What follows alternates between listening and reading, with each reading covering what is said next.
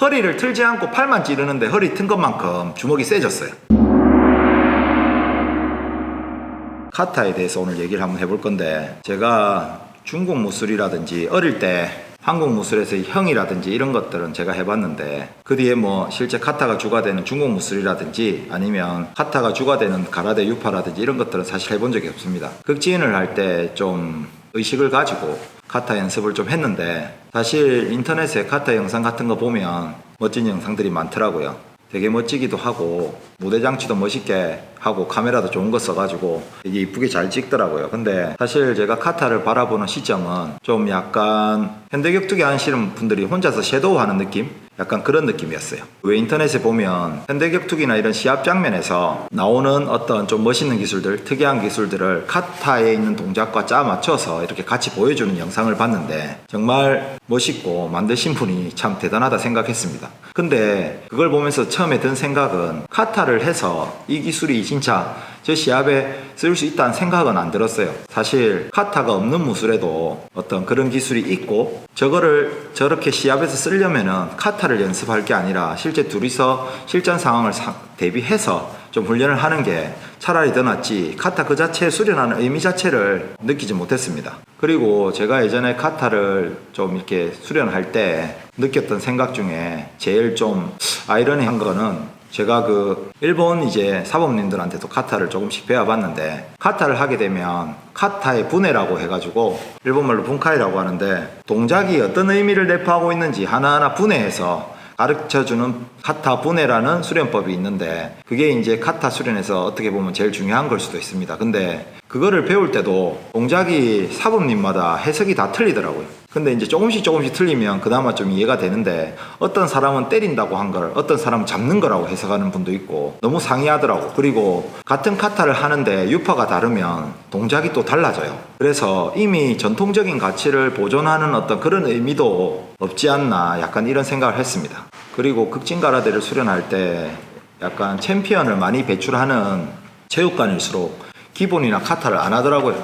약간 그런 부분도 저한테 좀 제가 생각하는 카타의 생각과 좀 일치하는 부분도 있고, 그래서 사실 제자들한테도 내가 하는 이유를 모르니까 이거를 가르칠 때 좀 할 말도 없었습니다. 그래서 약간 하다 보니까 좀 카타가 없어졌으면 좋겠다, 약간 이런 생각도 뭐 했습니다. 그리고 제자들한테 좀 안 좋은 말을 많이 했죠. 근데 제가 카타에 대해서 다르게 생각하게 된 계기가 한 두 가지가 있는데, 쿠도에 보면 후지마츠라는 선수가 있어요. 이 선수가 20대 초반에 대도숙 총본부에 들어와서 그 내제자로 3년간 수련을 하고 처음으로 열린 세계대회에서 우승을 합니다. 근데 우승을 하고 난 다음에 수련을 이어나가다가 머릿속에 종양 같은 게 있다는 의사 말을 듣게 돼요.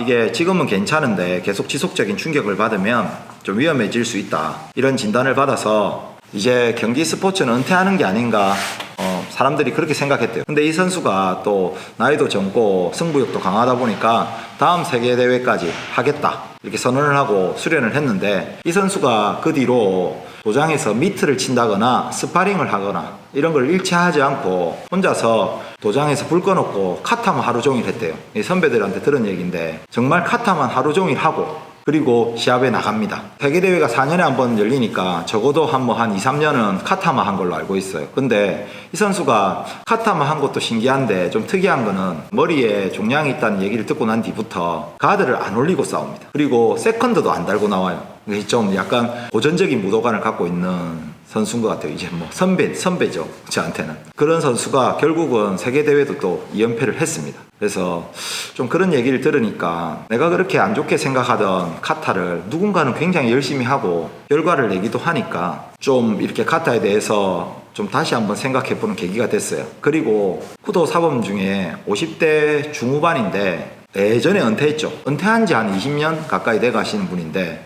그분이 50대 중후반에 다시 관동대회에 나옵니다. 관동대회에 나와서 처음에는 2회전인가 탈락했어요. 자기가 나이가 들어서도 쿠도의 기본기를 계속 수련하면 나이가 들어서도 싸울 수 있다, 이런 거를 제자들한테 증명하기 위해 나왔대요. 처음에는 2회전에 탈락을 했는데 어떻게 자기가 좀 이렇게 수련 방식을 좀 바꿔서 다시 연습을 해서 이제 그 다음에 나와서는 준우승을 합니다. 그리고 전일본 출전권을 얻어서 전일본에서 좋은 모습을 보여줬는데, 이제 이분이 연습을 어떻게 했냐 물어보니까 카타를 했다고 합니다. 그래서 제가 이분하고 좀 친하게 지냅니다. 개인적으로 좀 친하게 지내서 일본에 갔을 때 만났을 때 한번 내가 여쭤봤어요. 뭐 어떻게 했냐. 그러니까 이분이 의외로 이제 쿠도를 굉장히 오래 수련하신 분인데, 쿠도가 6단인가 그래요. 근데 극진이라든지 아니면 일본 고류 무술에 굉장히 그 조예가 있으시더라고요. 그래서 이런저런 좀 무도에 대한 얘기를 나누다가 어떤 카타를 하느냐 하면서 제가 한번 물어보고 했습니다. 그래서 조금 이제 가르침을 받기도 했는데, 제가 이렇게 운동을 하다가 보니까 이게 가라데를 하다가 실전 격투기 쪽으로 전향해서 프로 선수가 된 분들이라든지 아니면 가라데 유파 중에 완전 구미테 중심의 어떤 가라데 유파들의 유명한 선수들을 이렇게 보다 보면 다른 카타는 좀 안 하는데 잘 보지 못했어요. 근데 산찐이라는 카타와 나이안치라는 카타를 굉장히 열심히 하시더라고요. 근데 진짜 저는 좀 궁금했습니다. 사실 그때까지만 해도 생각이 없었거든. 근데 이번에 세계대회 갔을 때 그 50대 지부장님한테 카타 한번 보여달라고 해서 좀 봤습니다.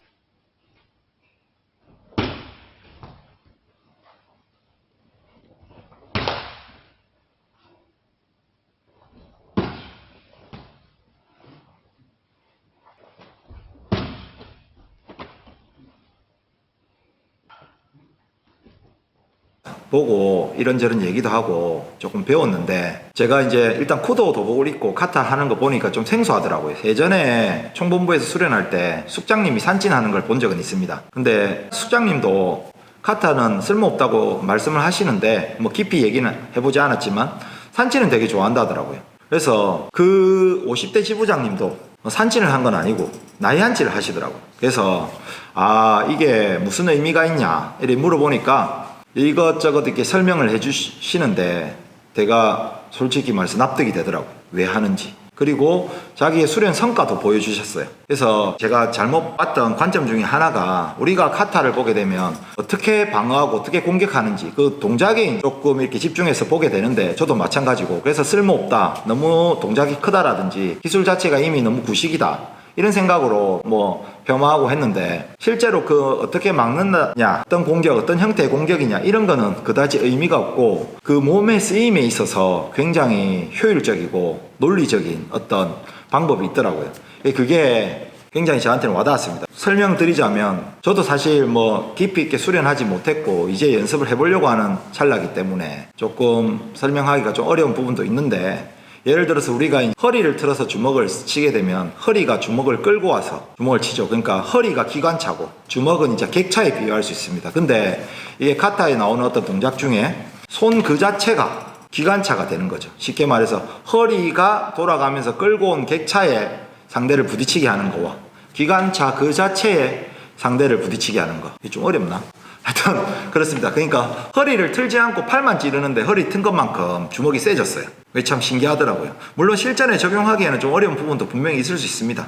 근데 카타라는 게 나이가 드신 분들이 격투기를 수련할 때 그저 이제 격투기를 그저 즐거운 자기 자신의 즐거운 어떤 취미라든지 어떤 생활 속의 어떤 행복을 위해 수련한다는 관점으로 봤을 때 사실 강해지는 것도 행복의 하나일 뿐이죠. 그래서 그런 의미에서 자기가 격투기를 수련하고 있다는 이미지 그 자체만으로도 조금 나이 들면 사실 우리가 이제 강함을 추구하고 운동하기에는 조금 애매해지는 구석도 있죠. 저도 사실 나이가 들수록 약해지겠죠. 근데 계속 무도를 수련할 겁니다. 그런 의미에서 내가 무도를 수련하고 있다는 이미지를 가지고 연습을 할 때 카타는 굉장히 좋은 연습 방법이 아닐까 이런 생각도 합니다. 그리고 카타 중에 기본 동작이나 기초 동작이 담겨있는 간단한 카타 같은 경우에는 초보자들이 그 패턴을 익혀서 움직임과 기술을 익히는데 조금 도움이 될 거라고 생각도 들더라고요. 예전에는 그렇게 쓸모없다고 생각했던 것들이. 그래서 뭐 사실 쿠도에는 카타가 없고, 아마 저희 채널 보시는 분들 중에 저도 사실 그랬지만 쿠도에 카타가 없어서 끌렸던 분들도 분명히 있을 겁니다. 저도 그랬으니까. 그런데 쿠도에도 사실상 정해져 있는 기본기에 순서가 있어요. 그러니까 어떤 순서를 정해서 기본기를 반복하는 동작들이 있어요. 이동 수련. 그럼 우리는 뭐 스텝인 1, 2라든 스텝인 어퍼 이런 걸 하죠. 근데 사실 그것도 어떻게 보면 현대의 카타가 아닐까 생각을 합니다. 이렇게 개량을 조금 한다면 카타도 충분히 좋은 게 될 수도 있겠죠. 물론 전통적인 부분하고는 다르겠지만 결론적으로 제가 말씀드리고 싶은 거는 저의 짧은 소견으로 일단 우리 제자들한테 카타를 좀 제 짧은 지식으로 좀 나쁘게 폄하한 점 좀 사과드리고 이 영상을 보는 제자들 분들 미안합니다. 그리고 조금 이제 운동이라는 게 역시 아는 만큼 보인다고 그러죠. 뇌피셜이라고 합니까? 그 자기가 머릿속에 떠오르는 것만으로 판단을 하기에는 역시 좀 무리가 있구나. 그래서 앞으로는 좀 마음을 넓게 갖고 이해의 폭을 좀 넓혀서 바라봐야 할 것 같습니다. 근데 왜 이런 생각이 맨날 나이가 들어서 드는지 모르겠습니다. 하여튼 뭐 늙어서 그런지. 그러니까 여러분들도 조금 마음을 넓게 가지고 타 무술이라든지 이런 부분, 특히 저희 채널 보실 때 마음에 안 드시는 부분들이 계시더라도 우리가 이렇게 수련하는 어떤 이유가 있겠거나 하고 조금 궁금해 해주시면 채널을 통해서 반드시 알게 되실 겁니다.